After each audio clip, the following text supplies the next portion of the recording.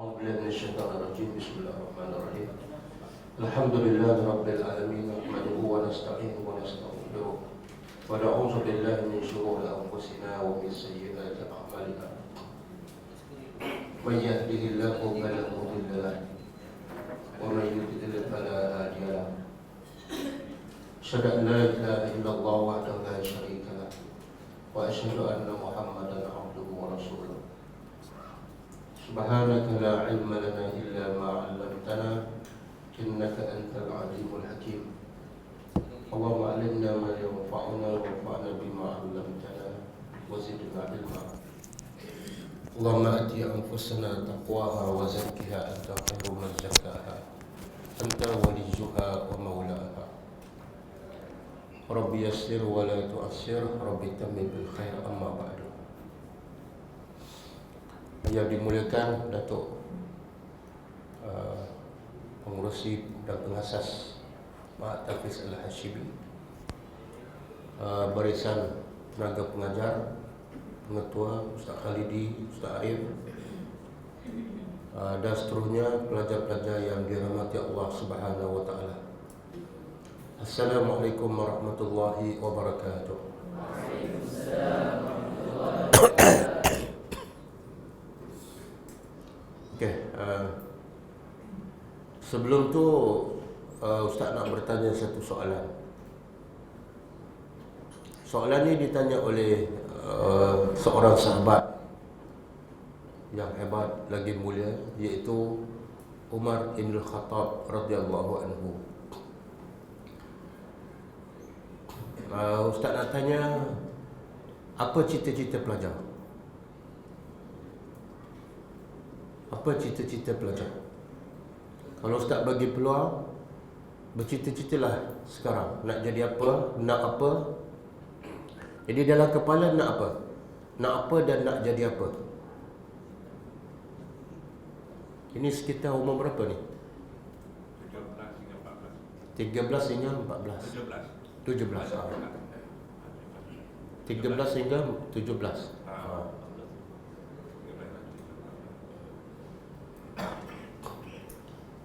Boleh jawab? Kalau dia beri peluang, sekarang nak apa? Nak harta ke? Nak makan ke? Dan nak jadi apa? Adik? Adik nama apa dia? Ha? Sukri. Berapa umur? 14 tahun. Okey. Apa tujuan ataupun apa ni adik datang ke sini? Niat nak belajar Al-Quran, nak mendalami Al-Quran. Okey. Lepas belajar dan mendalami, nak jadi apa? Cuba untuk menyebarkan Al-Quran. Menyebarkan Al-Quran. Al-Quran. Tak nak gaji? Nak gaji tak? Duit-duit tak nak? Okey, terima kasih Dek. Syukri. Alhamdulillah, satu niat, satu tujuan yang bagus. Okey, Umar bertanya kepada para sahabat, apa yang kamu cita-cita? Umar berada dalam satu rumah kosong bersama para sahabat. Kemudian Umar bertanya kepada para sahabat, apa cita-cita kamu? Sekarang bercita-citalah kamu nak apa? Ada seorang sahabat, dia kata, aku nak kalau boleh rumah kosong ni penuh dengan emas dan perak. Bukan untuk diri dia, unfiqu fi sabilillah, untuk aku infakkan emas dan perak tu pada jalan Allah. Bagus tak? Bagus kan? Kemudian Umar tanya lagi yang lain, kamu pula apa cita-cita kamu? Maka yang lain menjawab, aku bercita-cita agar rumah kosong ini penuh dengan permata dan berlian. Untuk apa? Bukan untuk dirinya. Unfiqu fi sabilillah, untuk aku infak pada jalan Allah. Bagus tak? Jadi kaya, dapat duit banyak, kemudian diguna untuk menyebarkan Islam, meninggikan agama Allah. Bagus tak? Bagus kan? Setuju tak? Jadi adik setuju tak kalau dewan kosong ni penuh dengan emas dan perak untuk kita sebarkan Islam? Setuju? Ada lagi cita-cita yang lebih baik daripada itu? Ada? Dengar. Ini menunjukkan kefahaman Umar terhadap Al-Quran. Orang faham Al-Quran, walaupun semuanya para sahabat yang menjawab untuk infakkan emas dan perak pada jalan Allah, sahabat juga. Yang bercita-cita supaya rumah kosong penuh dengan permata dan berlian, sahabat Nabi juga. Mereka semua belajar Al-Quran yang sama, belajar daripada guru yang sama, tapi fahamannya berbeza. Okey, Umar pula apa kefahamannya? Apa cita-cita Umar? Cita-cita Umar ialah biar bukan rumah yang kosong tu penuh dengan emas dan perak, bukan penuh dengan permata dan berlian, tapi Umar kata, atamanna law anna hadhihi dar mamlu'ah birrijal. Aku bercita-cita kalaulah rumah kosong ini penuh. Aku bercita-cita kalau rumah kosong ini penuh dengan rijal, bukan emas dan perak. Rijal yang seperti siapa? Seperti Abu Ubaidah Al-Jarrah, seorang sahabat yang hebat. Dia juga panglima perang, dia juga pemimpin Islam yang hebat. Dan seperti Muaz bin Jabal, sahabat yang paling tahu hukum halal dan haram. Dan juga Salim Maula Abu Huzaifah. Jadi Umar tak bercita-cita supaya rumah tu penuh dengan emas dan perak. Tak bercita-cita supaya rumah kosong tu penuh dengan permata dan berlian. Tapi Umar bercita-cita supaya rumah kosong penuh dengan siapa? Rijal. Kenapa? Kenapa Umar tak nak emas dan perak? Kenapa bukan Umar tak nak, tapi kenapa Umar tak bercita-cita supaya rumah tu penuh dengan emas dan perak? Kan ada emas dan perak kan bagus, boleh buat bangunan, boleh pergi berdakwah ke mana-mana kan, bagus kan? Tapi kenapa Umar fahamannya berbeza? Dia bukan nak emas, dia bukan nak harta, tapi dia nak rijal. Kenapa? Siapa boleh jawab?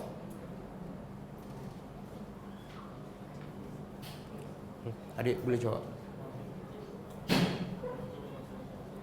Mana masyarakat kita sekarang, khususnya di Malaysia lah, sangat-sangat memerlukan duit, harta, ataupun memerlukan orang yang ikhlas berdakwah. Mana yang lebih memerlukan? Boleh jawab? Memerlukan orang yang ikhlas. Duit banyak tak? Duit banyak. Kadang-kadang ustaz pun mewah hidupnya, tapi nak cari pendakwah yang betul-betul ikhlas, yang berdakwah kerana Allah, bukan mengharapkan ganjaran habuan dunia, bukan mengharapkan nama, bukan mengharapkan popular, sedikit. Sebab itulah berapa ramai yang di luar sana jahil. Macam adik kata nak sebarkan ilmu Al-Quran kan, di luar sana berapa ramai, berjuta-juta orang Islam yang jahil agama, yang jahil Al-Quran, tapi ilmu Al-Quran tak sampai pada mereka. Duit banyak kan, kereta mewah, tapi kenapa ilmu Al-Quran tak sampai pada mereka? Adik kan, contoh kalau adik dah hafal Al-Quran 30 juzuk, kemudian dah faham, mungkin adik tak sampai ke kampung tu. Ayat yang dibaca oleh imam pagi tadi apa dia?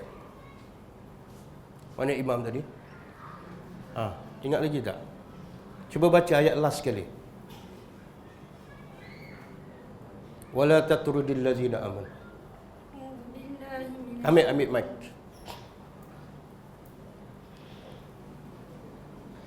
أعوذ بالله من الشيطان الرجيم ولا تطرد الذين يدعون ربهم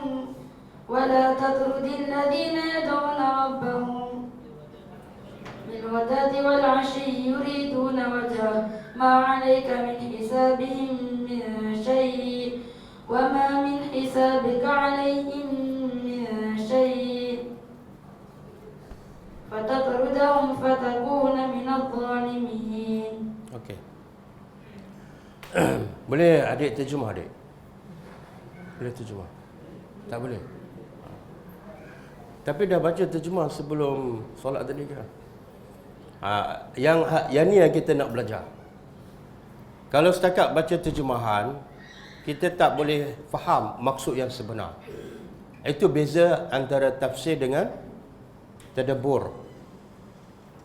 Subjek yang Ustaz nak ajar di sini insya-Allah mulai hari ini dan seterusnya jika diizinkan Allah ialah namanya tadabbur. Namanya tadabbur. Tutup. Dah. Okey.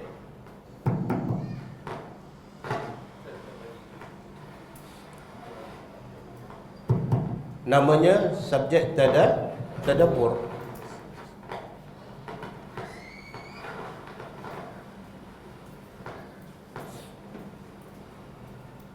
Okey, ayat yang tadi. Ayat yang dibaca oleh adik tadi surah Al-An'am kan, adik? Maksudnya ialah Allah kata kepada Nabi Muhammad dan kepada para sahabat, wala tatrudil lazina yad'una rabbahum. Jangan kamu pinggirkan, jangan kamu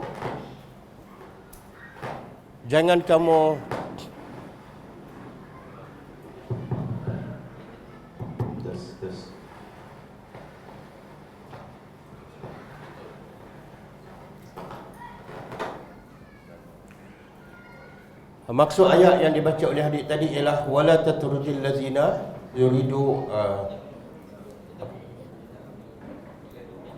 yad'una rabbahum. Jangan kamu halau, jangan kamu pinggirkan, jangan kamu jauhkan. Siapa ni? Orang yang sentiasa beribadat, berdoa kepada Tuhannya, yang yuridu nawajah, yang mereka ingin redha Allah Subhanahu Wa Taala. Siapa orang ni? Siapa yang Allah larang Nabi jangan pinggirkan mereka? Siapa mereka itu?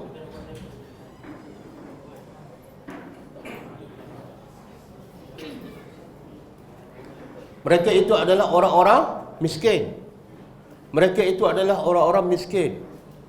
Jadi kalau kita belajar tafsir, tafsir ialah makna dia al-kashfu wal-idah wal-bayan.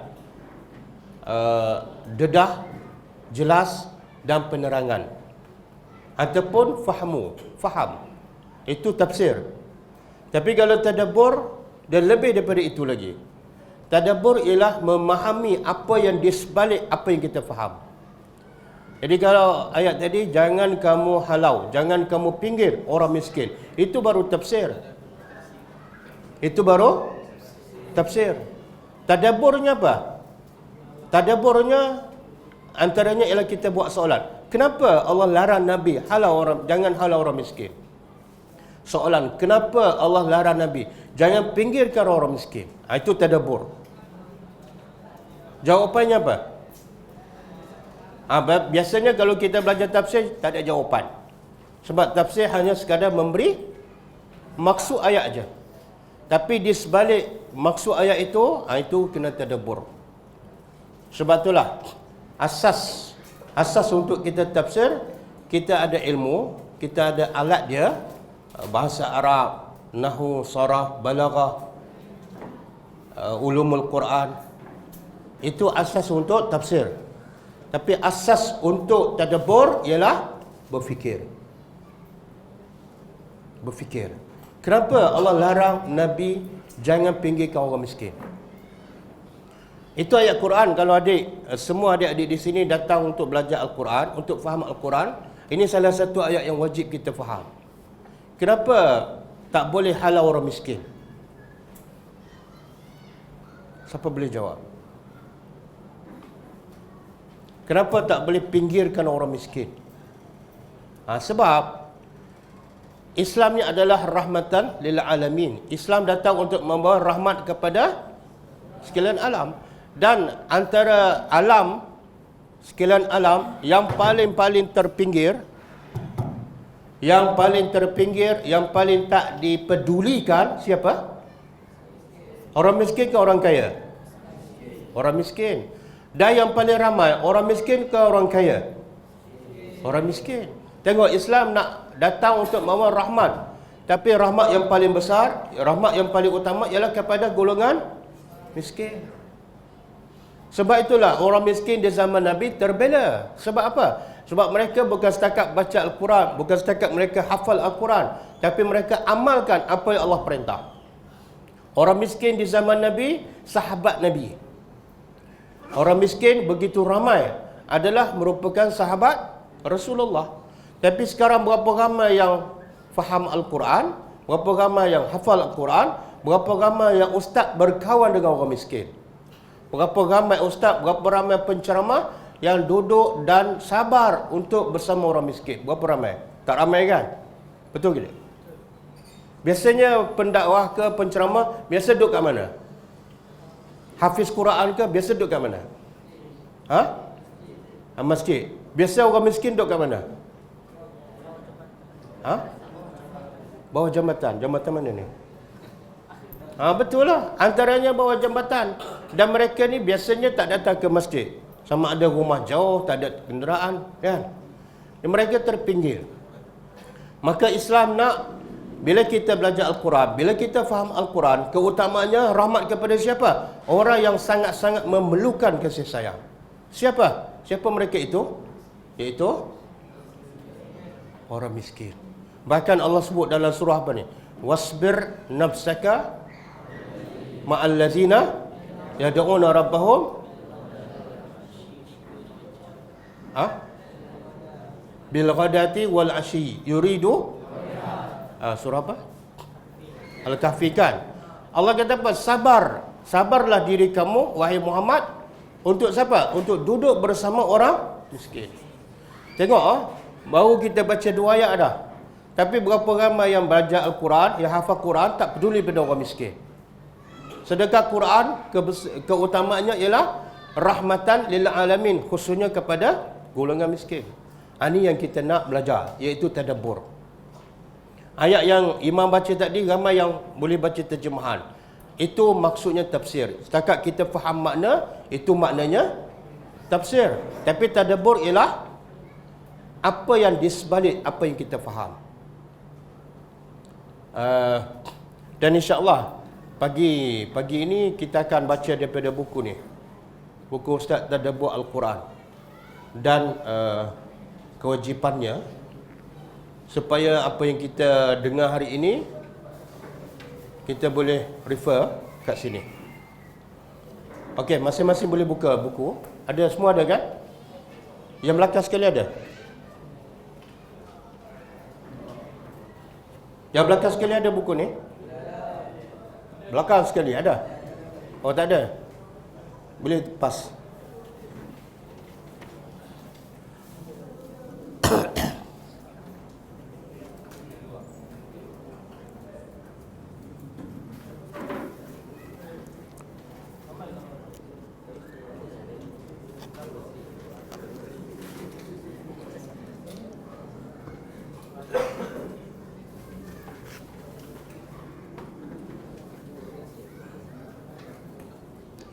Okey, buka muka surat 2.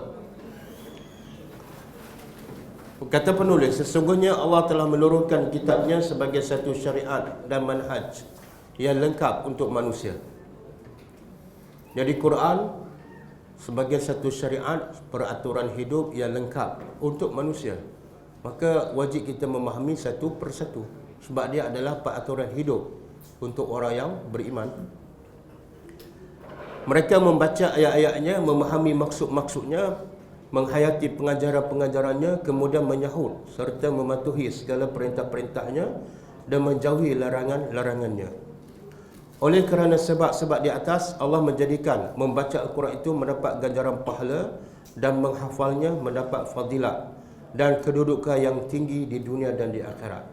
Sebab itu Allah menggalakkan kita membaca Al-Quran. Nabi pun mendorong untuk kita selalu membaca Al-Quran. Tapi tujuan utama bukan untuk mendapat pahala. Tujuan utama ialah untuk beriman dan beramal dengan ajaran Al-Quran. Oleh kerana itu juga Nabi SAW telah menjelaskan bahawa orang pertama dicampak dalam neraka. Orang pertama dicampak dalam neraka. Agak-agak siapa? Abu Jahal ke, Firaun ke, Abu Lahab ke? Siapa?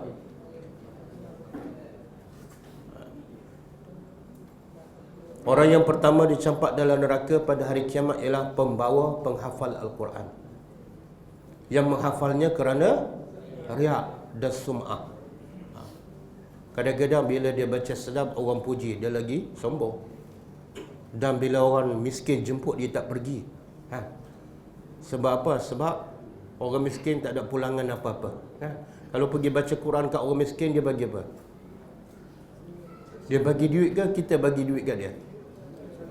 Ini antara sebab kadang-kadang orang yang berilmu, termasuklah penghafal Quran, menjadi sombong, riak. Dan mereka lah yang pertama akan dicampak dalam neraka. Sebabnya ialah dia tidak beramal dengan ajaran Al-Quran yang dihafalnya. Dari sini kita memahami bahawa Al-Quran itu diturunkan tidak lain hanyalah untuk diamalkan ajaran-ajarannya. Adapun untuk dibaca, untuk dihafal, itu bukan tujuan utama. Hafal bagus, baca Quran bagus, tapi kalau tak faham, kalau tak ikut, jadi tak bagus. Tidak ada jalan untuk beramal dengan ajaran Al-Quran. Apa cara untuk kita beramal dengan ajaran Al-Quran? Melainkan dengan cara mentadabbur ayat-ayatnya, mendalami maksud-maksudnya, kemudian beramal dengannya. Firman Allah Ta'ala, Kitabun anzalnahu ilaika mubarakun liyadabbaru ayatihi wa liyatazakkara. Maksudnya apa? Kitab ini kami telah turunkannya kepada engkau dan umat engkau, mubarakun, untuk mereka mentadabbur ayat-ayatnya dan supaya mengambil peringatan oleh orang-orang yang berakal. Okey, bila kita baca terjemahan, kita faham tak? Faham? Allah kata kitab ni adalah kami turunkan kepada engkau. Kepada engkau tu iaitu, tapi sebenarnya bila kepada Nabi Muhammad, maksudnya adalah kepada semua umat Nabi Muhammad. Kemudian Allah begitu yang kedua, apa sifat utama Al-Quran? Mubarakun. Apa makna mubarakun? Berkat. Apa makna berkat?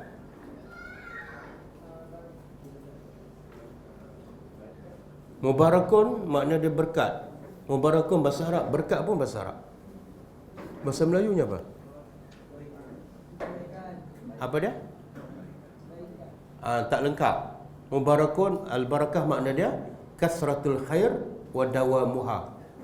Kebaikan yang banyak dan berterusan. Di mana tu kebaikan yang banyak dan berterusan? Di mana tu? Ada kat mana? Ada dalam? Okey, adik-adik nak tak kebaikan? Nak tak kebaikan yang berterusan? Okey, apa adik buat bila nak kebaikan? Bekerja ke dari pagi sampai malam ataupun apa? Ramai yang nak kebaikan, dia pergi bekerja keras kan?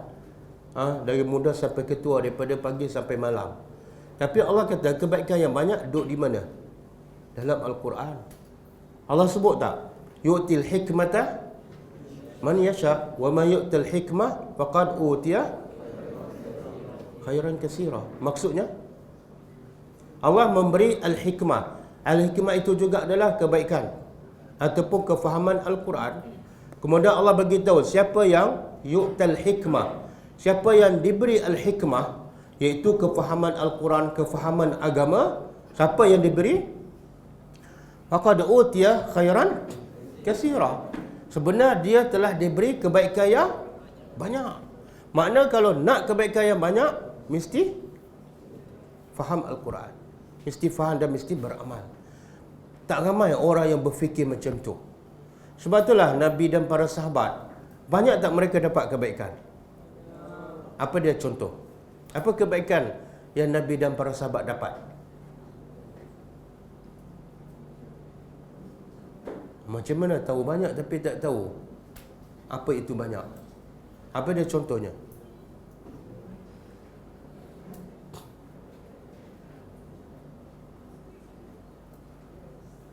Adik yang baju biru tu, boleh tak bagi satu contoh je kebaikan yang banyak yang Nabi dapat dan juga para sahabat. Satu contoh je. Apa dia?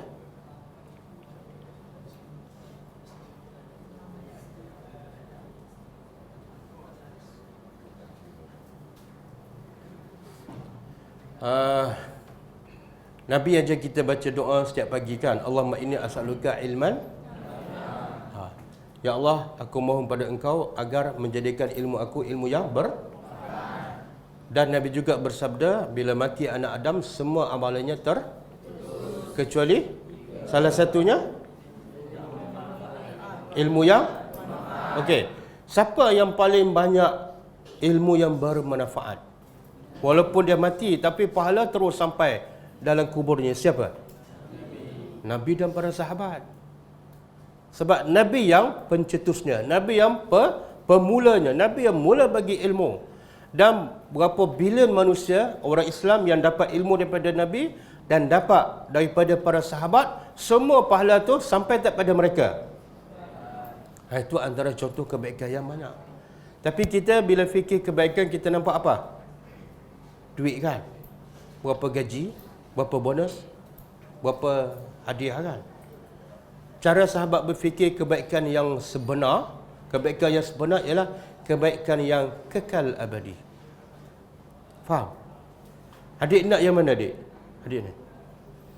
Nak RM10, nak RM100 ataupun nak pahala 10 pahala? Nak yang mana? Ha? Ni ustaz nak bagi ni RM100 dengan 10 pahala. Nak yang mana adik? Nah. Adik nak yang mana adik? Kenapa tak jawab? Kenapa susah nak jawab? Sebab itulah sahabat Salman Al-Farisi bila diperintah oleh Allah perintah Nabi dan para sahabat berhijrah, tinggalkan Mekah, tinggalkan semua harta dan berhijrah ke Madinah. Jadi Salman Al-Farisi bila dia pergi ke Mekah, dia masuk Islam dan dia berniaga, dia banyak harta. Jadi dia nak cuba bawa semua hartanya, tapi dihalang oleh orang kafir Mekah. Maka kata Salman Al-Farisi, apa yang kamu nak? Kata orang kafir Mekah, kalau kamu nak berhijrah, kena tinggal semua harta kamu, jangan ambil satu sen pun. Kalau tak, kamu tak boleh berhijrah. Kalau adik duduk tempat tu, hijrah ke tak? Handphone pun tak boleh ambil. Hijrah ke tak? Ha? Yalah, sekarang hijrah kan? Apa jawab Salman Al-Farisi? Aku nak Allah dan Rasul. Kamu nak harta, silakan. Harta tidak ada nilai bila dibanding dengan Allah dan Rasul. Tengok kefahaman sahabat, hasil mereka faham Al-Quran, bukan mereka hafal Al-Quran. Berapa ramai yang hafal Al-Quran utamakan duit daripada pahala. Betul kan? Kalau masjid jemput jadi imam tarawih, tak ada bayaran, dia pergi tak? Betul? Okey, bagi nama ustaz nak jemput satu masjid ni, tapi tak ada bayaran. Boleh? InsyaAllah. Begitulah Quran mendidik, membentuk para sahabat daripada orang badui, daripada gembala kambing, daripada kencing dalam masjid, daripada tak reti apa-apa, jahil. Akhirnya Quran menukar mereka menjadi kuntum khaira ummatin, generasi yang terbaik. Dan adik tahu tak? Para sahabat yang ada di Mekah dan Madinah semua sekali, yang melakukan haji bersama Nabi lebih kurang 100,000 lebih kurang. Maknanya ketika Nabi wafat, ada para sahabat lebih kurang 100,000 lebih lah. Tapi yang mati di Mekah dan di Madinah, daripada 100,000 hanya 10,000 sahaja. Lebih kurang berapa? 10,000 lagi. 10,000 sahaja. Yang 90,000 mati di mana? Mati di mana? Di luar Mekah. Dan sahabat tahu tak, pahala beribadat di Mekah dan Madinah berganda-ganda kan? Kalau Mekah 100,000, kalau di Madinah 1,000. Tapi kenapa sahabat tak berlomba nak duduk di Mekah dan Madinah untuk beribadat supaya pahala mereka berganda? Kenapa? Sebaliknya semua berebut untuk keluar berdakwah. Dan keluar berdakwah masa tu orang bagi duit tak? Orang bagi sampul tak? Tak. Bahkan risikonya ialah mungkin dihina, dimaki dan mungkin dibunuh. Sebagaimana seorang lelaki dalam surah Yasin, kan? Waja'a min aqsal madinati rajulun yas'a. Daripada hujung kota dia datang ke bandar untuk apa? Berdakwah ataupun untuk memenuhi ceramah jemputan. Berdakwah, dan akhirnya lelaki itu begitulah Quran berjaya membentuk Nabi dan para sahabat akhirnya menjadi pendakwah. Mereka faham Allah dalam Al-Quran, Allah sangat suka hamba-hambanya berdakwah. Allah sangat cinta hamba-hambanya menjadi penolong agama Allah. Allah sebut dalam surah apa tu? Sehingga Allah kata, jadilah kamu penolong agama Allah. Dalam surah apa tu?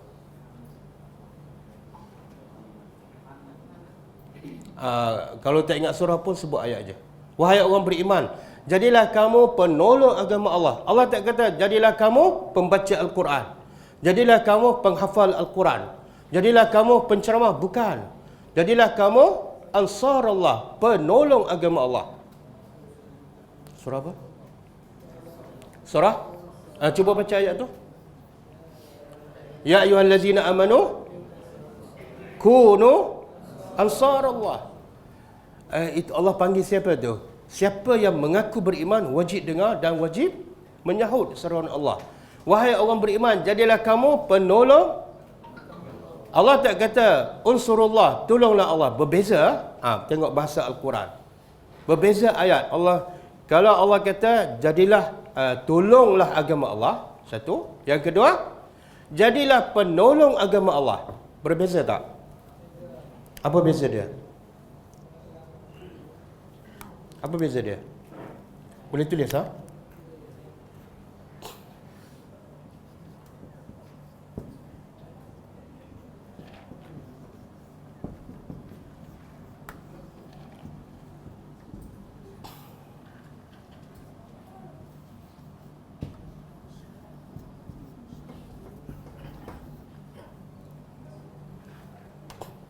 Ini ayat Quran.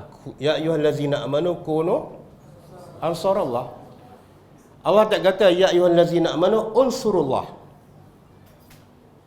Yang atas maksud dia jadilah kamu penolong. Penolong Allah ni, Allah perlu tak pertolongan? Tak. Mana tolong Allah ialah tolong agamanya.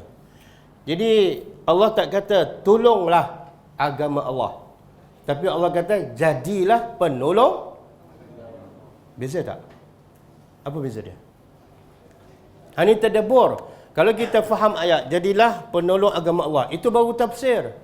Tapi kenapa? Soalan. Kenapa Allah suruh kita jadi penolong agama Allah? Allah tak kata tolong agama Allah, tapi jadilah penolong agama. Itu tadabbur. Kenapa? Boleh beza tak antara dua ni? Apa dia? Jadilah penolong agama Allah, satu. Yang kedua, tolonglah agama Allah. Mana yang abang-abang yang umur 16-17 duduk kat belakang? Boleh jawab tak? Kalau Ustaz cakap, Ustaz cakap, adik, Syukri ya, tolonglah Ustaz. Tolonglah. Besok Ustaz kata apa? Syukri, jadilah penolong Ustaz. Beza tak dua ayat tu? Apa beza? Kalau Ustaz kata tolonglah Ustaz, mana skala. Kadang-kadang dia tolong, kadang-kadang tak. Tapi kalau jadilah penolong Ustaz, maksud dia sepanjang masa. Jadi Allah nak kita tolong agama dia sekali-sekala ke sepanjang masa?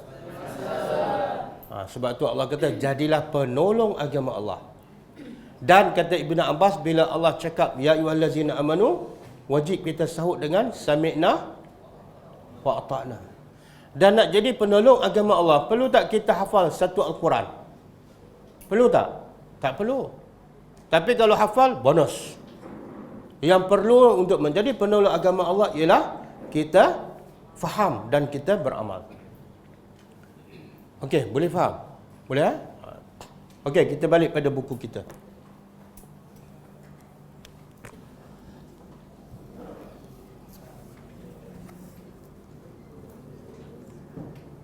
Okey, semua ini akan terhasil muka surat 3. Semua ini akan terhasil tanpa perlu menghafal ayat Al-Quran.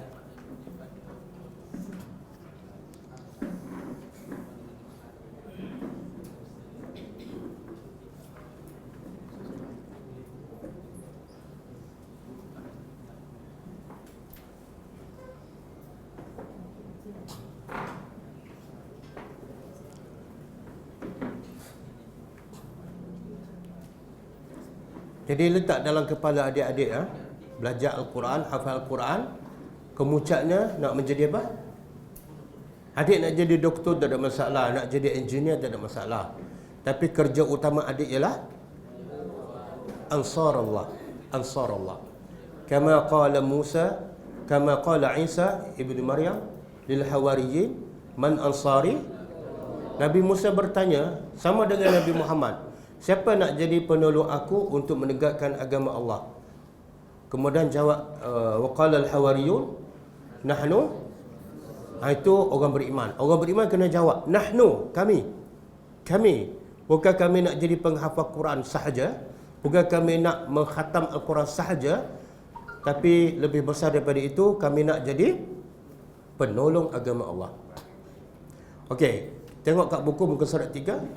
Firman Allah Ta'ala, "Law anzalna hadzal Qur'an ala jabalin la ra'aitahu khashi'an mutasaddian min khasyatillah. Wa tilkal amsalu nadribuha lin-nasi la'allahum yatafakkarun." Maksudnya, kalau sekiranya kami menurunkan Al-Quran ini kepada sebuah gunung, pasti kamu akan melihatnya tunduk, terpecah belah, disebabkan takut kepada Allah. Dan perumpamaan itu kami buat untuk mereka manusia supaya mereka cuba tengok ayat ni. Kalau kita baca terjemahan, kita tak faham apa maksud sebaliknya. Tapi bila kita berfikir, kita bertanya soalan. Kenapa sekarang Allah buat contoh? Kalau letak Quran di atas gunung, gunung tu boleh apa? Kemudian di hujung Allah kata apa? La'allahum, supaya dengan contoh ni manusia berfikir. Okey. Semua adik dah hafal ayat ni kan? Dah hafal kan? Oh, belum hafal lagi. Siapa yang hafal? Siapa yang dah hafal? Siapa yang dah baca? Siapa yang baca? Semua baca kan? Okey. Siapa yang baca ataupun siapa yang hafal, dia berfikir tak dengan contoh ni? Sebab Allah kata, kami buat contoh ni, kalau letak Quran di atas gunung, gunung tu pecah. Supaya apa? Dengan contoh ni supaya mereka okey, berfikir tak? Adik, berfikir tak? Kenapa tak berfikir? Sebab kita tak tadabbur. Kita hanya baca, kita hanya. Jadi berfikir macam mana ni? Macam mana yang Allah suruh kita berfikir? Maknanya Allah nak bagi tahu kalau gunung tu berakal. Kalau gunung tu ada akal, kemudian letak Quran di atas gunung dan gunung tu faham. Apa berlaku pada gunung? Hancur. Kenapa Allah buat contoh gunung? Kenapa tak buat contoh pokok? Kenapa tak buat contoh bangunan tinggi? Apa dia? Gunung besar. Ciptaan Allah yang paling kukuh, yang paling kuat, yang paling pejal adalah gunung.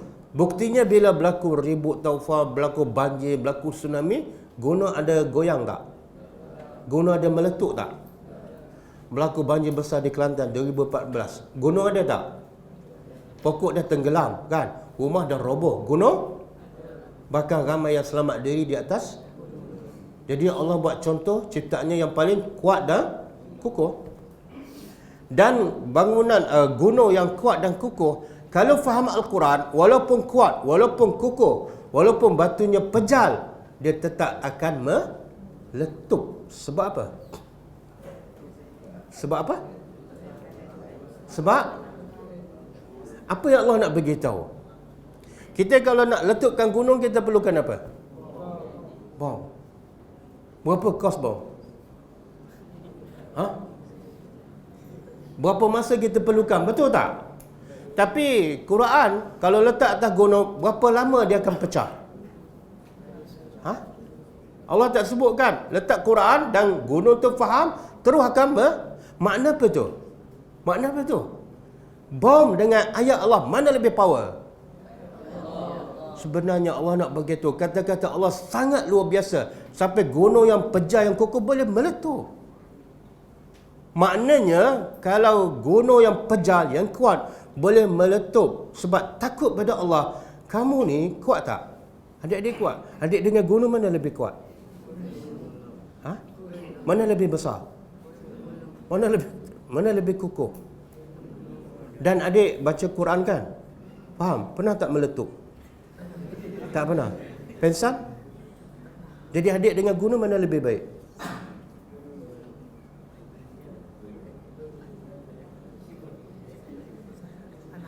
Ha? Oh, saya. Tapi kenapa tak meletup? Kenapa tak pecah? Itu yang Allah suruh kita berfikir. Semua contoh yang Allah bagi dalam Quran, sebenarnya Allah nak bagi isyarat. Allah nak bagi isyarat apa?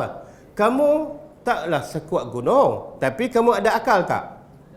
Dan kamu boleh faham tak Al-Quran? Sepatutnya, bila kamu baca Quran, kamu faham, kamu menangis. Paling-paling Quran menangis. Kalau tak meletup pun, kalau tak mati. Kan? Paling-paling Quran menangis. Tapi berapa ramai ni pelajar-pelajar yang hafiz Quran lagi kerap membaca Al-Quran. Betul tak? Betul kan?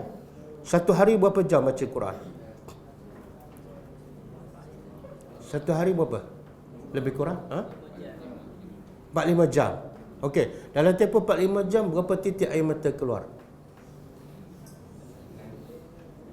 Mengantuk? Makna apa tu?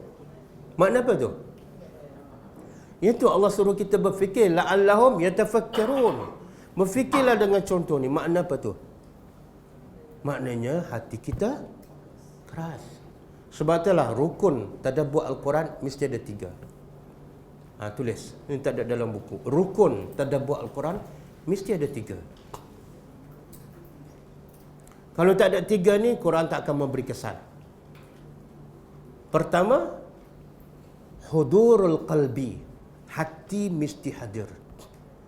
Hati yang suci mesti hadir ketika membaca Al-Quran. Kalau baca dengan mulut, hati tak khusyuk, memang tak akan rasa apa-apa. Sebab itulah yang kadang-kadang orang khatam Quran, setitik air mata pun tak mengalir. Sebab apa? Sebab masalah hati. Bukan masalah makhraj. Bukan masalah tajwid. Masalah hati. Sebab tu Allah mencela manusia sebab hati. Kan? Afala yatadabbaruna al-Quran am ala qulubin? Ini dalil bahawa rukun tadabbur mesti hati bersih, hati mesti khusyuk, hati mesti hadir. Dalilnya ialah Allah kata afala yatadabbaruna al-Quran. Kenapa mereka tidak mentadabbur Al-Quran ataupun hati mereka terkunci? Jadi kalau hati terkunci, hati keras, bacalah Quran sampai khatam, setitik air mata pun tak akan mengalir. Jangan nak pecah. Jangan nak sakit. Okey? Dan itu surah apa tu? Afala yatadabbaruna al-Quran. Surah Muhammad ayat 24 kan? Okey, juga Allah sebut dalam surah Qaf. Surah Qaf. Ayat 38. Siapa hafal surah Qaf?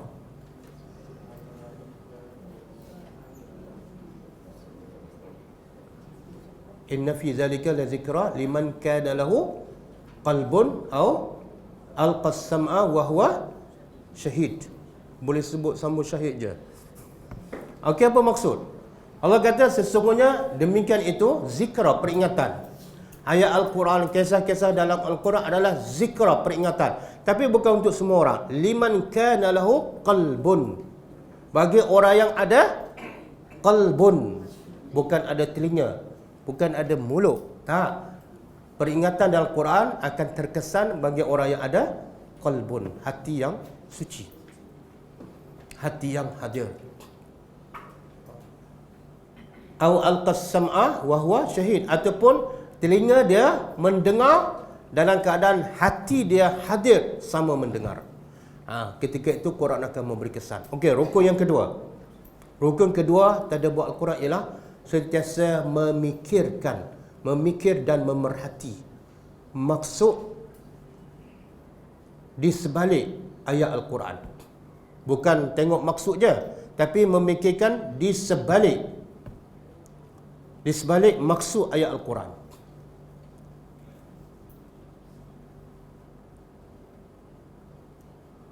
Kalau baca saja tak berfikir, dia tak akan dapat tadabbur. Dia tak akan dapat kesan macam gunung pecah tadi. Dan yang ketiga ialah niat untuk beriman dan beramal. Niat untuk beriman dan beramal. Start baca Quran je, dalam kepala dia apa dah? Bukan nak khatam, bukan nak hafal, tapi niat nak beriman dengan ajaran Al-Quran dan beramal dengannya. InsyaAllah kalau ada 3 rukun ni, Quran akan memberi kesan. Nabi pernah membaca satu ayat, dia ulang satu ayat je. Daripada malam sampai subuh, satu ayat je. Kenapa tu? Sebab ada 3 rukun ni. Hati Nabi bersih, dan Nabi berfikir tentang maksud ayat tu, dan Nabi niat baca untuk beriman. Ayat apa tu? Ayat apa yang Nabi ulang satu ayat aja daripada tengah malam sampai subuh?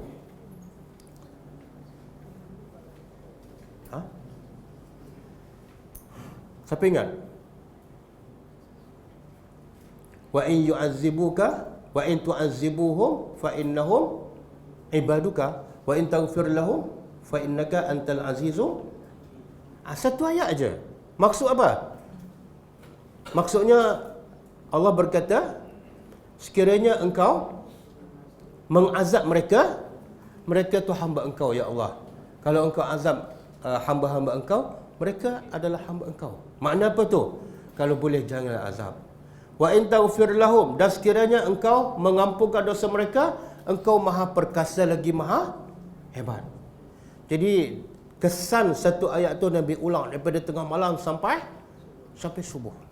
Itu makna tadabbur. Kadang-kadang satu ayat boleh kita baca berjam-jam. Okey? Boleh Jadi rukun tadabbur ada berapa? 3. Okey, kemudian tengok kat buku. Ayat di atas, muka surat 3, ayat di atas menunjukkan bahawa kesan Al-Quran apabila difahami oleh sesiapa sahaja, hatta gunung sekalipun, maka ia akan menjadikan sesuatu itu khusyuk dan gemetar apabila mendengar Al-Quran. Jika gunung yang keras dan kukuh boleh hancur berkecai disebabkan kefahamannya kepada Al-Quran dan rasa takut kepada Allah, maka manusia yang berakal seharusnya memiliki sifat-sifat tunduk, khusyuk, takut dan gerun apabila mendengar dan membaca Al-Quran.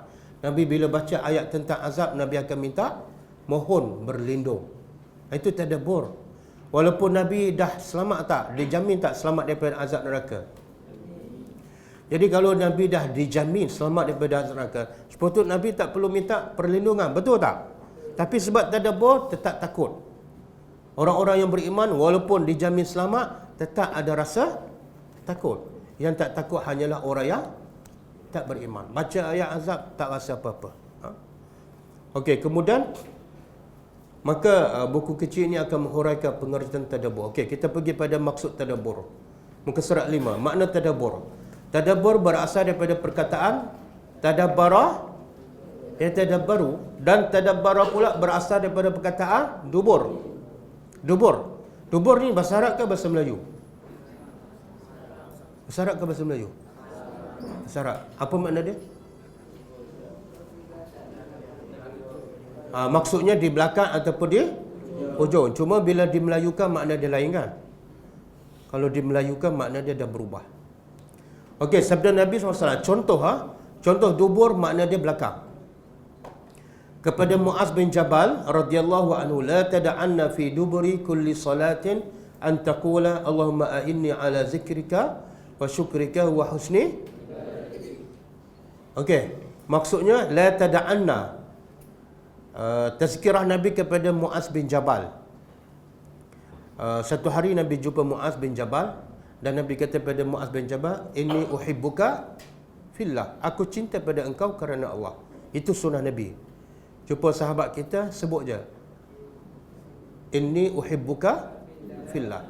Biasa sebut tak kawan-kawan? Lelaki ke perempuan? Oh, lelaki je. Perempuan tak sebut kan? Tak sebut I love you. Oh, tak. Okey, bila orang kata inni uhibbuka fillah, kita jawab apa? Ahbakallah allazi ahbabtani lahu. Ada dalam buku ustaz. Dah bagi ke belum? Belum dapat. Dah dapat dah buku 66 doa dan zikir harian. Lepas tu simpan. Baca dan hafal. Okey, jadi dalam hadis ni ada tak perkataan dubur? Ini asal perkataan dubur. Jangan kamu meninggalkan di hujung. Itu makna dubur yang asal, iaitu di hujung setiap salat fardu untuk membaca doa, ya Allah, bantulah aku untuk sentiasa mengingatimu dan bersyukur kepadamu dan memperbaiki ibadatku kepadamu.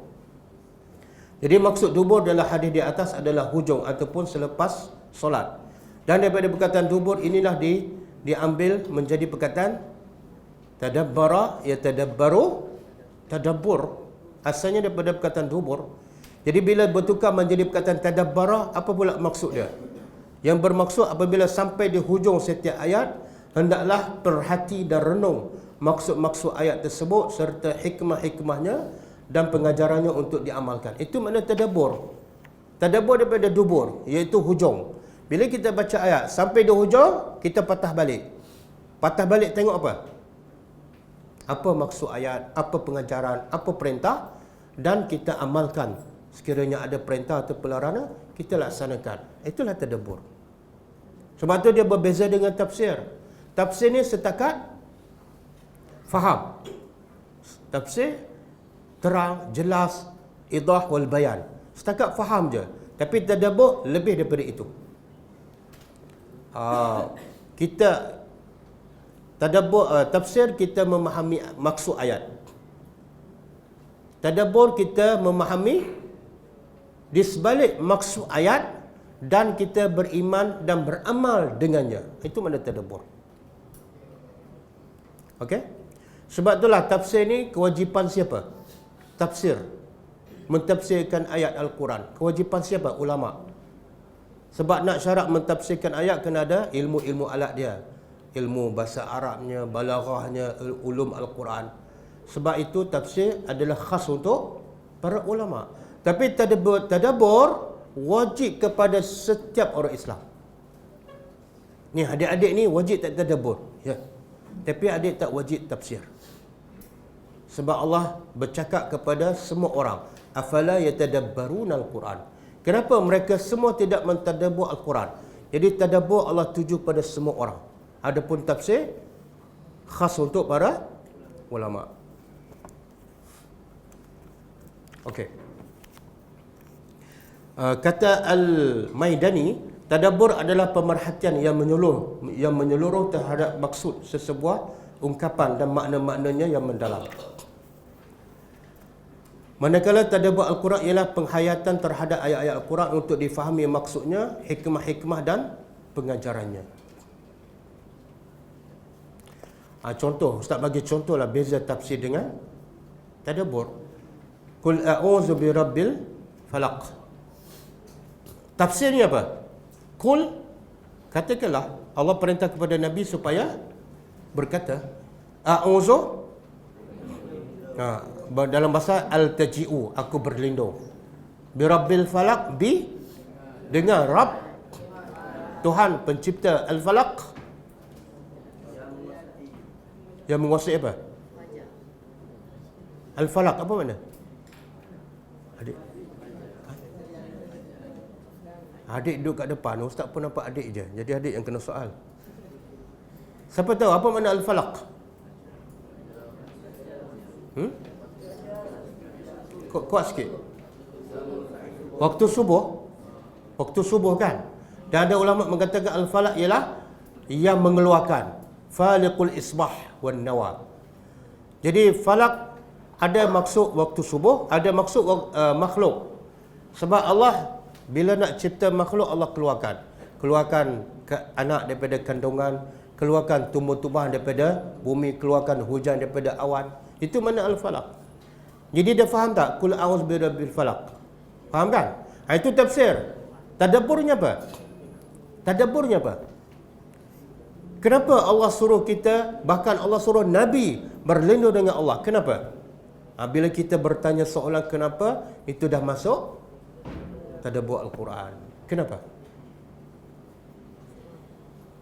Kan Nabi ni dah maksum, kan? Jadi kalau Nabi maksum, perlu lagi tak berlindung dengan Allah? Tak perlu kan? Perlu tak? Nabi ada kemungkinan tak buat salah? Ada kemungkinan tak Nabi buat salah? Tak. Jadi kenapa Allah perintah lagi Nabi supaya berlindung dengan Allah? Sedangkan dia Rasulullah, dia maksum. Itu tadabbur. Supaya Allah nak beritahu kepada Nabi, walaupun kamu Rasulullah, walaupun kamu manusia yang terbaik, tapi kamu tetap makhluk yang lemah. Kamu tetap mesti bergantung, berlindung kepada jadi Nabi hebat macam mana pun, jangan kita sampai fanatik bahawa Nabi ni luar biasa, tak perlu bergantung pada Allah. Faham? Yang kedua, tadabburnya apa? Kalau orang hebat macam Nabi wajib berlindung kepada Allah, orang lemah macam kita wajib lagi? Wajib. Tapi kita bila sakit, kita cari berlindung dengan doktor, dengan obat ke dengan Allah? Adik, kalau sakit cari obat doktor ke cari Allah dulu? Obat masa tu tak ingat Allah? Oh, ingat tapi pergi hospital dulu. Tak baca dulu doa syifa ke apa? Tak baca? Tak, sebenarnya ini bukan masalah adik ni. Ini masalah masyarakat Islam macam tu lah. Dia baca Qul a'udzu birabbil falaq, Qul a'udzu birabbin nas. Tapi bila sakit je, yang terletak apa dia? Doktor, tok boma, obat, klinik kan? Yang dia buka pada nombor klinik kan? Buka tak nombor surah apa, ayat apa? Itu masalah. Tadabbur tak ada. Bukan salah pergi klinik, tak salah. Tapi yang pertama yang menyembuhkan siapa? Bukalah Quran, baca ayat, baca Fatihah kan. Kita tahu tak Fatihah tu boleh menyembuhkan semua penyakit? Tahu? Tapi bila sakit baca tak Fatihah? Tak tahulah tu. Orang yang tahu ialah orang yang amalkan. Kata Fudail bin Iyad, la yazalu al-alimu jahilan hatta ya'mala bima alima. Kata Fudail bin Iyad, sentiasalah orang yang berilmu jahil sehinggalah dia beramal dengan apa yang dia tahu. Okey. Adik tahu tapi tak buat, sebenarnya tak tahu. Faham? Berapa ramai yang tahu tapi sebenarnya dia tak tahu. Okey. Kemudian manakala tadabbur Al-Quran ialah penghayatan terhadap ayat-ayat Al-Quran untuk difahami maksudnya, hikmah-hikmah dan pengajaran. Firman Allah Ta'ala, kitabun anzalnahu ilaika mubarakun liyadabbaru ayatihi wa liyatazakkara. Okey. Itu kalau maksud dia, kitab ini kami turunkan kepada engkau mubarakun, kebaikan yang banyak untuk mereka mentadabbur ayat-ayatnya dan supaya mereka mengambil peringatan. Tengok, kita baca terjemahan itu lebih kurang tafsir lah. Tapi tadabburnya apa? Apa yang Allah nak daripada kita melalui ayat ni? Apa yang Allah nak? Cuba berfikir. Dia subjek tadabbur kena banyak berfikir. Apa yang Allah nak daripada ayat ni?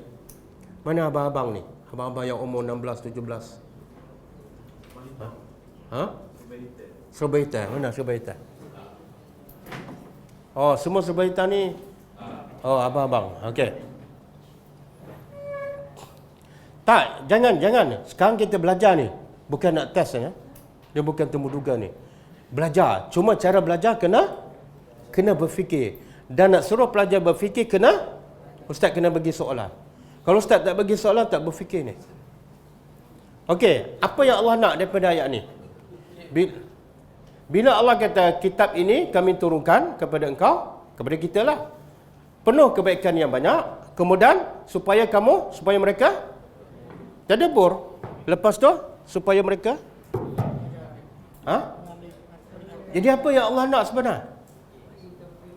Allah nak beritahu Quran ni banyak mubarakun, banyak kebaikan. Lepas tu sepatut kita bertanya, ya Allah, kalau kebaikan banyak ada dalam Quran, macam mana aku nak dapat? Kalau saya kata, kalau kamu nak tak kebaikan yang banyak? Nak? Saya ada kebaikan yang banyak. Lepas tu adik akan tanya apa? Ustaz, bagaimana cara saya nak dapat kebaikan? Betul kan? Tapi bila Allah bagi tahu dalam Al-Quran kebaikan yang banyak, ramai tak bertanya, ya Allah, bagaimana cara untuk aku dapat kebaikan yang banyak? Ramai tak bertanya. Sebab itulah tak dapat kebaikan. Walaupun khatam dah, ada masalah je pening kepala, ada masalah je bunuh diri. Sebab mereka tak tahu cara nak dapat. Maka Allah beritahu cara nak dapat kebaikan ialah yatadabbaru. Dalam mereka berfikir tentang maksud ayat. Lepas berfikir, ada step yang kedua. Lepas tadabbur tak cukup, ada step yang kedua. Apa dia? Waliyatazakkara. Dia maksud apa? Ambil. Ya Allah, jelas tak cara nak dapat kebaikan? Satu, kena menghayati, memikirkan maksud ayat. Yang kedua, ambil peringatan, ambil pengajaran daripada apa? Ayat yang kita baca. Berapa ramai yang baca ayat, kemudian dia berfikir, kemudian dia ambil pengajaran daripada ayat tu, baru dia sambung ayat lain. Berapa ramai? Dan kalau dia baca terus je tanpa memikir, agak-agak dia dapat tak kebaikan daripada Al-Quran? Tak dapat. Boleh faham dia? Okey. Kemudian tanda-tanda tadabbur Al-Quran. Ramai orang mendakwa dia telah tadabbur. Ramai orang dah belajar tadabbur. Tapi ada tak tanda ni? Kalau tak ada tanda, sebenarnya dia belum tadabbur. Okey, Allah Ta'ala muka surat 6. Allah Ta'ala telah menyebut dalam Al-Quran beberapa tanda dan sifat-sifat yang menunjukkan hakikat tadabbur Al-Quran. Pertama, firman Allah Ta'ala, a'udzubillahi minasyaitonir rajim, wa iza sami'u ma unzila ila rasuli tara a'yunahum tafidu minad dam'i mimma arafu minal haqq yaquluna rabbana amanna faktubna ma'asy syahidin. Maksudnya, dan apabila mereka mendengar ma unzila, apa yang telah diturunkan kepada Rasul. Tengok, dengar baik-baik. Yang bercakap ni siapa? Allah. Bila Allah bercakap, wajib tak kita dengar dan diam? Dan wajib tak kita memahami maksudnya? Okey, cuba dengar. Apabila mereka mendengar, mereka ni ada pendapat mengatakan orang asalnya Nasrani. Apabila mereka mendengar apa yang diturun kepada Rasul, iaitu Al-Quran, apa berlaku? Mata mereka tahu tak perkataan tafidu? Fadha yafidu. Dan kita biasa kalau belajar bahasa Arab lah, faidan. Faidan daripada perkataan fadha yafidu, iaitu melimpah. Bahkan kadang-kadang banjir dipanggil faidan. Allah tak guna mengalir air mata. Kalau mengalir tajri. Tapi Allah guna perkataan tafidu. Makna apa tu? Mata mereka melimpah dengan makna bukan menangis sikit-sikit, tapi menangis sampai melimpah air mata. Sebab apa ni? Mimma arafu minal haq. Disebabkan mereka tahu apa kebenaran yang mereka dengar. Jadi punca mereka menangis sebab apa? Faham Al-Quran. Subhanallah. Dan kalau kita baca tafsir, ini orang pertama ni. Orang yang mendengar Quran kali pertama. Bila dia dengar dengan hati yang hadir, rukun tadabbur tadi. Dia dengar hati yang hadir, kemudian dia berfikir maksud ayat, kemudian niat dia untuk beriman dan beramal, maka mengalir air mata. Kalau tak ada 3 rukun ni ataupun tak cukup 3 rukun, tak akan berkesan. Okey, kemudian tanda yang kedua, hatinya gemetar dan imannya bertambah. Subhanallah, semua mengadukan masalah masing-masing lah. Masalah iman, masalah malas, malah nak solat, malah nak menghafal Al-Quran, malah nak berzikir kan. Tapi tak ramai tahu apa ubatnya, apa rawatannya. Di sini Allah bagi tahu, bila iman lemah, rawatannya apa dia? Allah sebut dalam surah Al-Anfal, innamal mu'minuna allazina iza zukirallahu wajilat qulubuhum. Orang beriman bila disebut nama Allah, hatinya akan rasa gemetar. Wa iza tuliyat alaihim ayatuhu, dan apabila dia baca ayat-ayatnya kepada mereka, zadatuhum, imannya jadi punca iman lemah apa dia? Bila kita malas ibadat, itu makna iman kita lemah. Puncanya apa? Tak tadabbur Al-Quran. Sebab dalam ayat ini Allah kata iman bertambah dengan tadabbur Al-Quran. Jadi kalau kita rasa malas, rasa berat nak beribadat, tengok Al-Quran dan tengok maksud dia. Sebab setiap ayat ada syifa, setiap ayat ada rahmat Allah. Jadi orang beriman, Allah kata kalau baca satu ayat, imannya akan bertambah. Bila iman bertambah, dia semakin rajin untuk beribadat. Yang berat pun menjadi ringan. Pendorongnya ialah tadabbur Al-Quran. Okey? Okey, saya lompat. Yang ketiga, tanda tadabbur Al-Quran ialah sujud dan menangis. Ini kita dah sebut tadi. Firman Allah Ta'ala, iza tutla alaihim ayatul rahman kharru sujadan. Bila dibaca kepada mereka ayat-ayat Ar-Rahman, mereka terus tersungkur, sujud dan menangis. Allah sebut tak siapa yang membaca ayat Quran ni dalam ayat ni? Allah sebut tak? Tak kan? Allah kata apa? Apabila dibaca, siapa yang baca? Siapa yang baca? Kenapa Allah tak sebut siapa yang membaca? Ini tadabbur. Kenapa Allah tak sebut?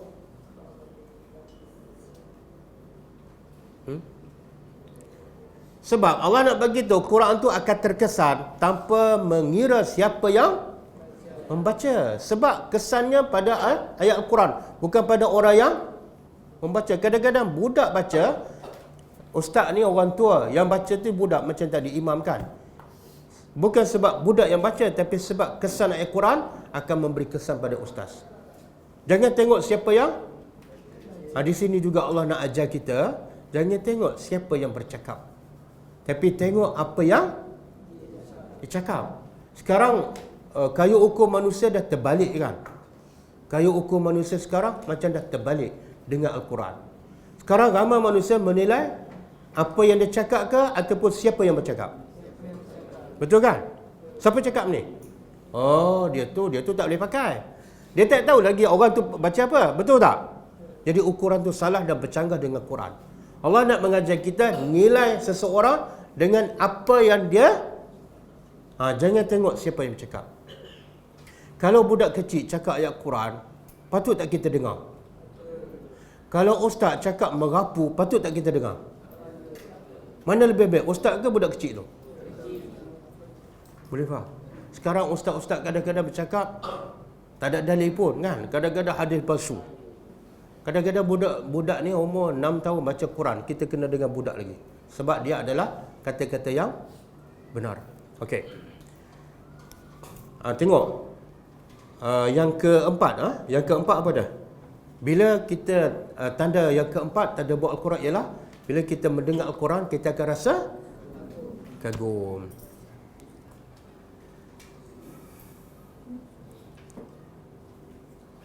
Allah bagi contoh, siapa yang bila sekali dia dengar Al-Quran terus dia rasa kagum.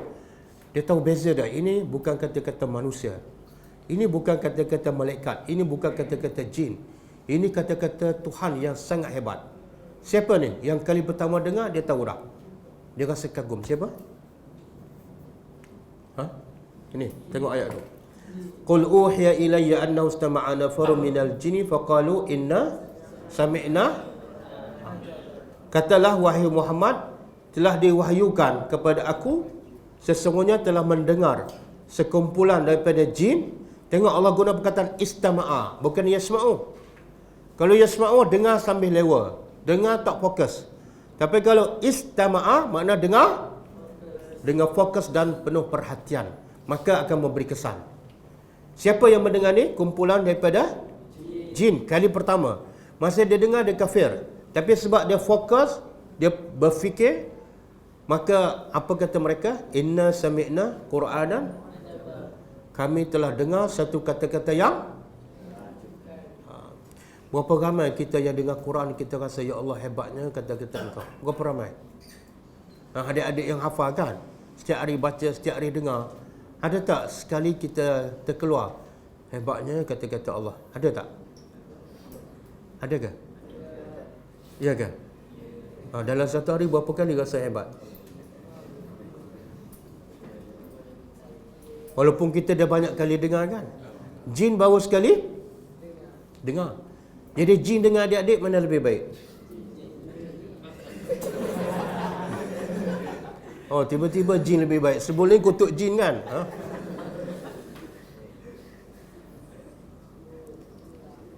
Jin lebih baik daripada kita, jin yang beriman kan? Sebab dalilnya dia dengar sekali, terus dia rasa kagum dan terus dia beriman. Dan terus jin ni buat apa ni? Kali pertama dengar, terus beriman. Lepas beriman dia buat apa?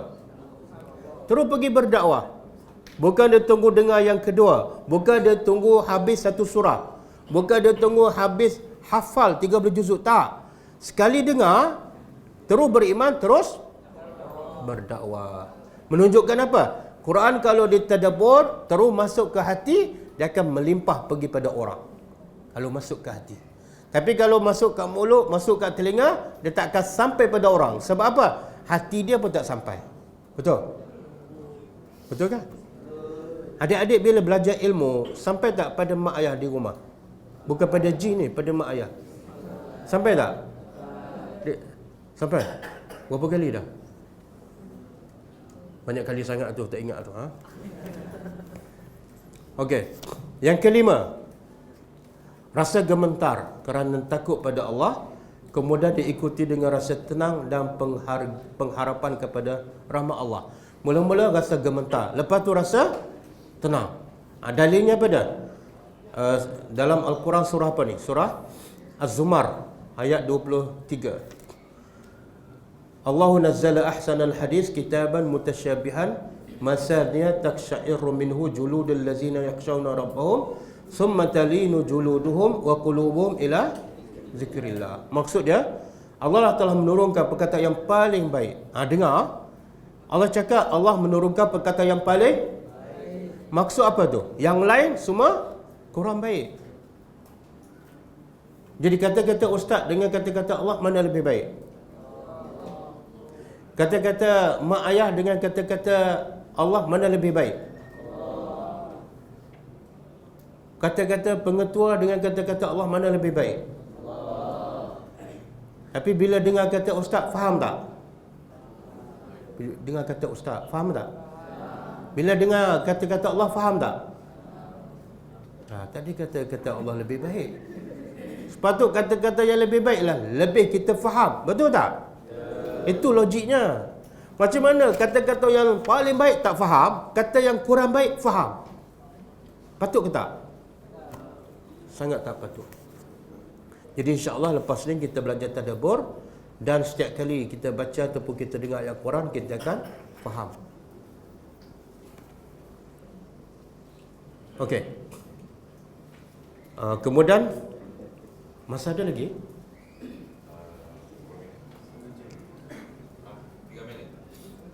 3 minit. 9.45. Boleh habis pukul 10? Boleh pukul 10 Okey. Salah faham. Kita lompat muka surat 11. Buku ni bagus. Tapi kalau ustaz bagi je, biasanya pelajar buat apa? Simpan ke baca? Dah agak dah. Sebab tu Ustaz baca sekarang ni.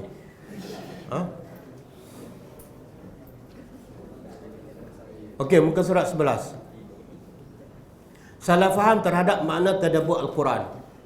3.1. Antara penghalang besar yang menghalang manusia daripada mentadabbur Al-Quran ialah keyakinan mereka bahawa Al-Quran sukar difahami dan bahasa Al-Quran adalah khusus untuk orang-orang yang tertentu saja. Ini antara halangan. Halangan apa ni? Ramai orang tak nak tadabbur Al-Quran. Ramai orang tak nak faham Al-Quran. Alasannya apa? Bahasa Al-Quran bahasa Arab, susah nak faham. Ini khas untuk ustaz-ustaz, untuk ulama. Itu sebenarnya tipu daya syaitan. Sebab tu ramai tak yang baca Quran? Ramai tak? Ramai. Ramai tak khatam Al-Quran? Ramai. Ramai tak yang hafal Quran? Ramai. Tapi ramai tak yang tadabbur Al-Quran? Tak ada. Pasal apa? Alasannya salah satunya ialah betul tak payah? Sekarang Ustaz dah huraian berapa ayat hari ni? Banyak tak? Faham tak? Ambil masa berapa bulan? Sejam kan? Boleh faham kan? Jadi sebenarnya itu adalah tipu daya. Kenapa ni? Nanti kita akan belajar. Sedangkan Al-Quran adalah kitab petunjuk yang semua jenis dan bangsa manusia, untuk semua jenis dan bangsa manusia, kerana ia adalah kitab tarbiyah dan pengajaran. Satu perkara yang mustahil, di mana satu kitab yang diturunkan dengan tujuan untuk mendidik dan memandu manusia ke jalan kebaikan adalah sukar untuk difahami dan dihayati. Satu perkara yang mustahil. Dengar adik. Satu benda yang mustahil. Quran diturunkan untuk siapa? Petunjuk untuk semua manusia ke ataupun orang tertentu? Apa dalil Quran untuk semua manusia? Hujungnya hudan linnas. Baca daripada awal. Okey, Ustaz baca awal juga. Sambung kat tengah. Syahrul Ramadan allazi. Okey. Allah kata Quran diturunkan bulan Ramadan sebagai petunjuk linnas, untuk bila sebut annas, masuk tak semua orang? Masuk tak orang kafir? Okey, logik tak? Allah turunkan Al-Quran sebagai panduan, sebagai petunjuk untuk semua manusia, tapi dalam masa yang sama Allah turunkan Al-Quran dalam bahasa yang susah difahami sampai ramai tak boleh faham. Logik ke tak? Logik ke tak? Kenapa slow je jawab? Tak logik lah. Macam Ustaz buka sekolah tahfiz, tapi Ustaz buat silibus yang pelajar susah nak faham. Ada faedah tak? Bila Ustaz buka sekolah untuk pelajar faham, silibusnya mesti mudah difaham, boleh difahami oleh semua pelajar. Kalau Ustaz buat pelajar untuk sekolah rendah, tapi buku teks Ustaz buat untuk macam pelajar universiti, cerdik ke bodoh Ustaz? Subhanallah. Jadi tak timbul Al-Quran ni susah difahami. Cuma kena belajar. Matematik dengan Quran mana lebih senang?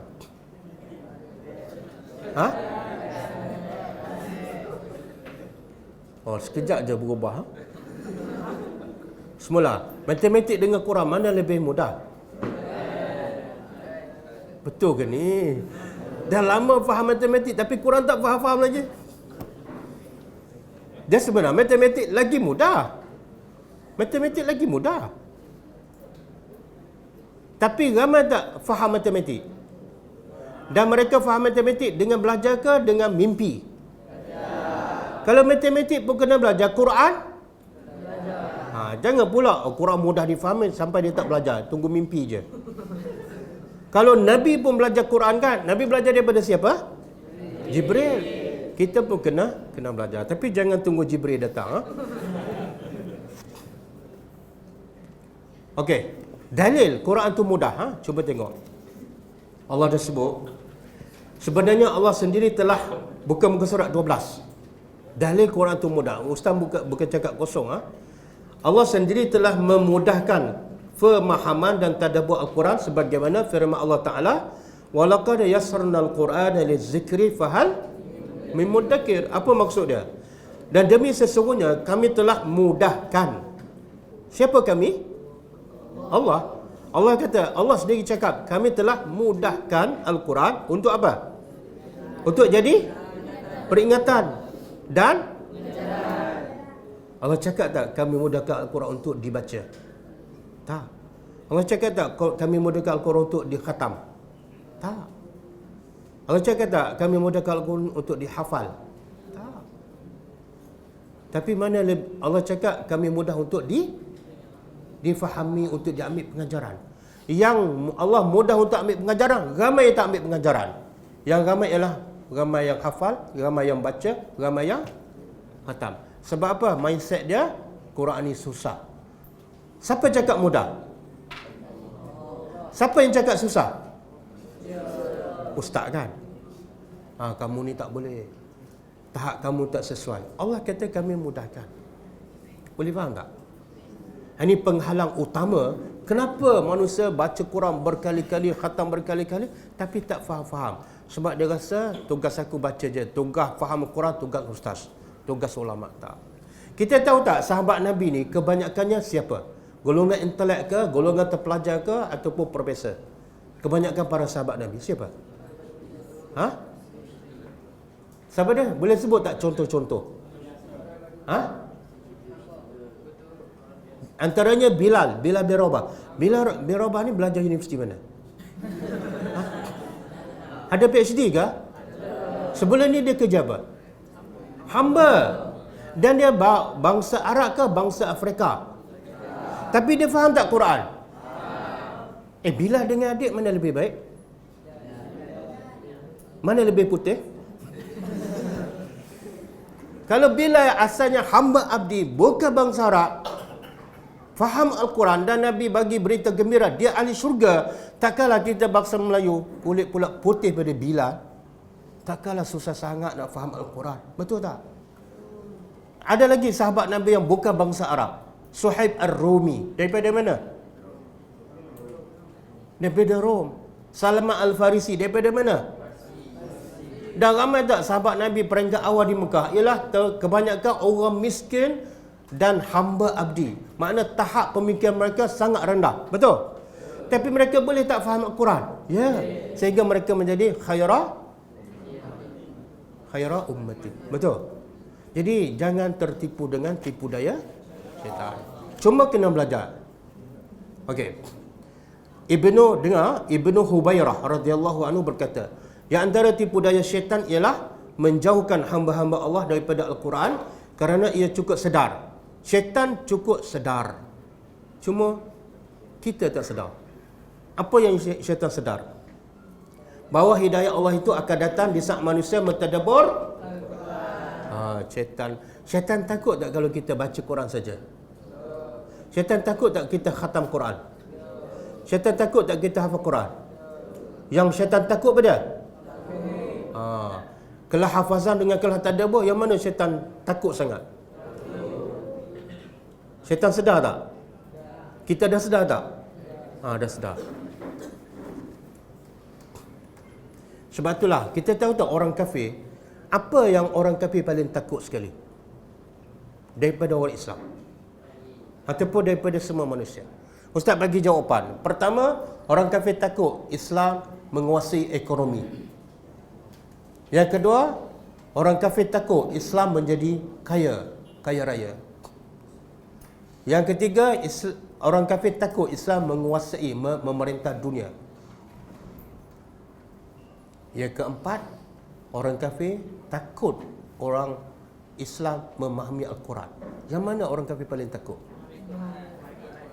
Betul ke ni? Ada bukti tak? Ada bukti?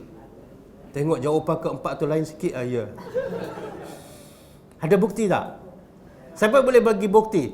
Yang paling orang kafir takut bukan orang Islam kaya, bukan orang Islam menguasai ekonomi. Sebab Nabi kuasai ekonomi tak di Mekah? Tak ada. Di Madinah pun yang menguasai ekonomi asalnya siapa? Yahudi. Tapi yang orang kafir takut ialah orang Islam faham dan beramal dengan Al-Quran. Ada dalil. Ada dalil dalam Quran. Siapa yang dah baca khatam mesti dia jumpa ayat ni. Boleh sebut tak ayat apa? Ustaz baca terjemahan kemudian sebut ayat. Boleh? Ataupun Ustaz baca ayat terjemah. Nak yang mana satu? Tak nak dua-dua. Ustaz baca ayat nak terjemah. Tak nak? Ustaz baca terjemahan bagi ayat. Okey. Dan telah berkata orang-orang kafir. Dan telah berkata orang-orang kafir, jangan kamu dengar Al-Quran.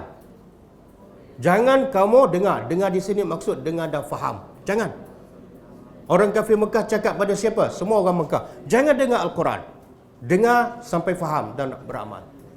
Dan tersilap. Dan buatlah kecoh. Tengok perancangan orang kafir. Buatlah kecoh. Sehinggalah kamu akan menang. Buat kecoh apa maksud? Bila Nabi Muhammad baca Quran, buat bising. Supaya orang tak fokus pada ayat yang Nabi baca. Supaya orang tak faham. Kalau nak dengar, ada orang nak dengar, kamu buat bising. Menjerit ke apa? Dengan cara itu, kata orang kafir, kamu akan menang mengatasi orang Islam. Dengan cara apa? Orang Islam tak faham Al-Quran. Okey, ayat apa? Tadi suruh Ustaz terjemah. Kuat sikit. Jangan takut, Dik. Baca je. Dan, waw lah, mula dengan waw. Telah berkata, qala. Telah berkata orang-orang kafir, jangan kamu dengar Al-Quran ini.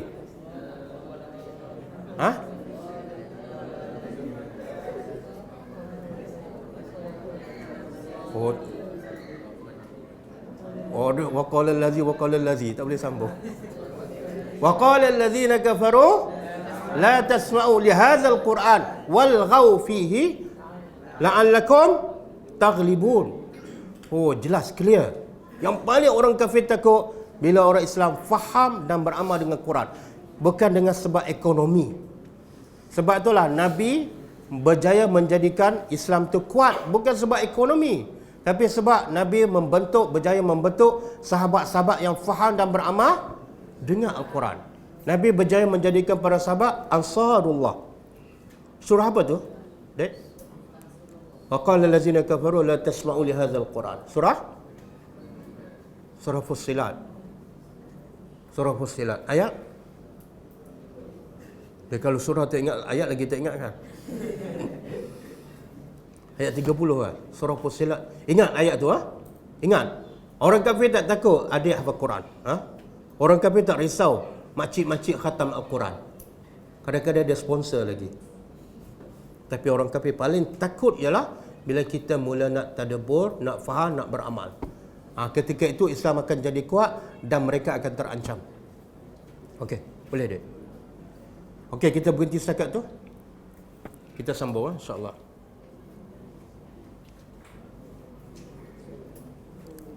Ada soalan tak? 5 minit. Ada soalan?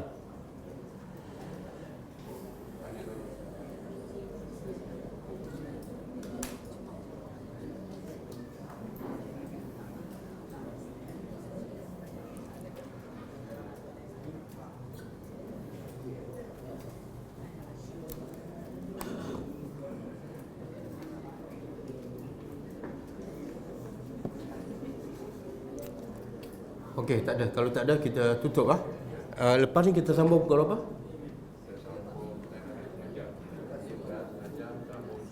10.30. 10.30. Lepas ni kita sambung bahasa Arab kan? Bahasa Arab. InsyaAllah kita berehat setengah jam. Pukul 10.30 adik masuk balik. Kita akan belajar bahasa Arab. Bahasa Arab sangat kuat hubungannya dengan tadabbur Al-Quran. Kalau kita faham bahasa Arab, lagi mudah untuk kita mentadabbur dan menghayati Al-Quran insya-Allah. Okay, kita tutup dengan membaca tasbih kafarah. Subhanakallahumma wa bihamdika asyhadu an la ilaha illa anta astaghfiruka wa atubu ilaik. Assalamualaikum warahmatullahi wabarakatuh.